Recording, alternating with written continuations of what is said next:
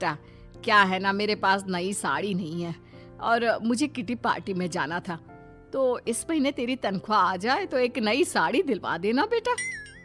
और बेटा, मेरा मोबाइल भी थोड़ा पुराना हो गया है, 6 महीने से इसी को काम में ले रहा हूँ। एक नया मोबाइल ला देना बेटा। हाँ हाँ मम्मी पापा। और माँ, आप तनख्वाह की चिंता क्यों करती हैं? साड़ी तो मैं आपको कल ही दिलवा दूंगी। और रही बात आपकी मोबाइल की, तो मैं आज शाम को ही ऑफिस से लौटते वक्त ले आऊंगी। अरे भगवान सबको तुम्हारे जैसी बेटी दे, कितना ध्यान रखती है अपने मम्मी पापा का। पापा, आज आप दुकान नहीं जा रहे हैं क्या? वो क्या है ना बेटा, मेरे सर में जरा दर्द हो रहा है, इसलिए आज दुकान जाने का मन नहीं है। पापा, दवाई ले लीजिए और अगर हो सके तो चले जाइए।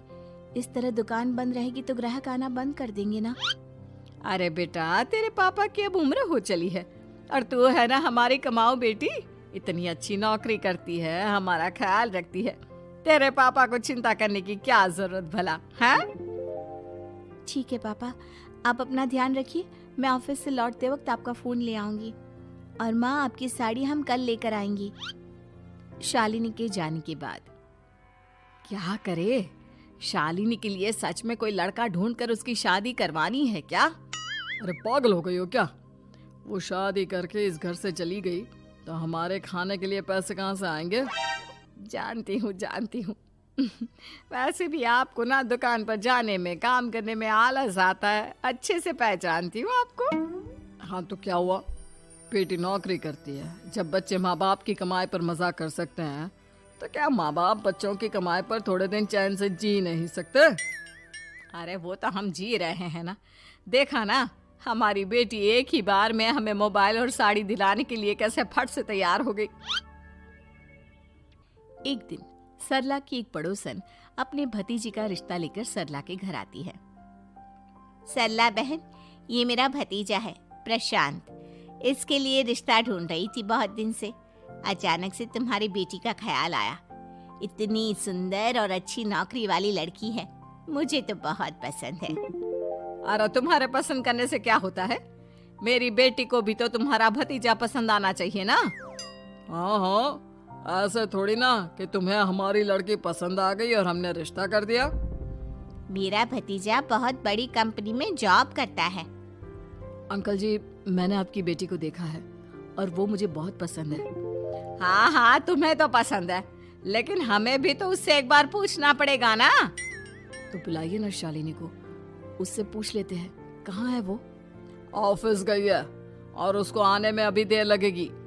लेकिन तभी शालिनी ऑफिस से आ गई। ये लीजिए, शालिनी भी आ गई। अब आमने सामने ही बात कर लेते हैं। आओ आओ शालिनी बेटा, इससे मिलो।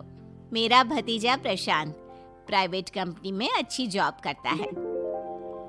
अब बेटा, तुम्हें ये लड़का पसंद है क्या? देखो बेटा, सोच समझ कर हाँ करना, तुम्हारे ऊपर कोई जबरदस्ती नहीं है। मम्मी पापा, प्रशांत की जॉब और उसकी बातें सुनकर मुझे तो काफी अच्छा लगा। मैं उससे शादी करने के लिए तैयार हूँ। ये लो, सारा मामला यहीं के यहीं निपट गया। लड़का और लड़की राजी हैं, तो अब हमें क्या। सरला की पड़ोसन और प्रशांत वहां से चले जाते हैं। अगले दिन, क्या हुआ मम्मी पापा, आप इतने उदास क्यों लग रहे हैं?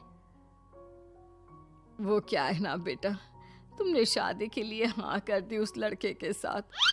तो क्या हुआ माँ, उस लड़के में कोई खोट है क्या? आपको वो पसंद नहीं? अरे नहीं बेटा, जिसमें तुम्हारी खुशी उसमें हमारी खुशी, हमें भी लड़का पसंद है। तो फिर क्या बात है, अगर कुछ भी है तो आप मुझे बता सकते हैं। तुम्हारी माँ ये सोच सोच कर परेशान है कि तुम्हारे बाद हमारा क्या होगा। तुम हमारी इकलौती बेटी हो, हमारा बुढ़ापा कैसे कटेगा। अब बेटा, हम अपने बारे में सोचकर तुम्हें जिंदगी भर शादी करने से रोक तो नहीं सकते ना।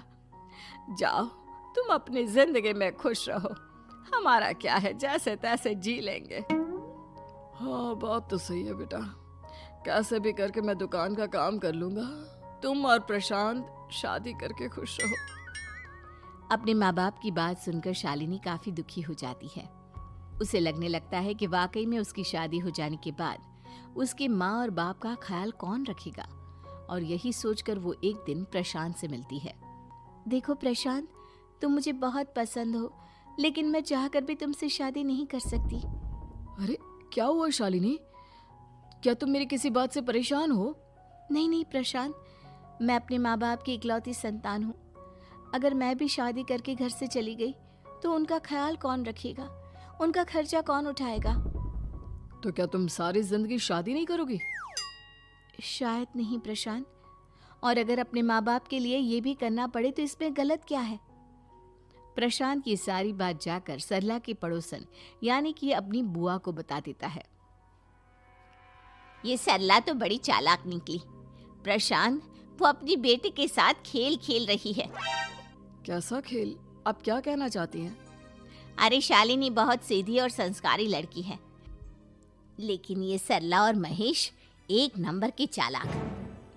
बुआ जी, आपकी बात सही है, लेकिन अपनी बेटी के साथ भला कोई क्यों चालाकी करेगा? वो तो मैं तुझे कल बताऊंगी। तो कल सुबह मेरे साथ शालिनी के घर चलना। और फिर अगले दिन। क्या हुआ सरला बहन, तुम्हारी बेटी ने तो शादी के लिए मना कर दिया। अब पता नहीं बहन जी क्यों मना कर दिया।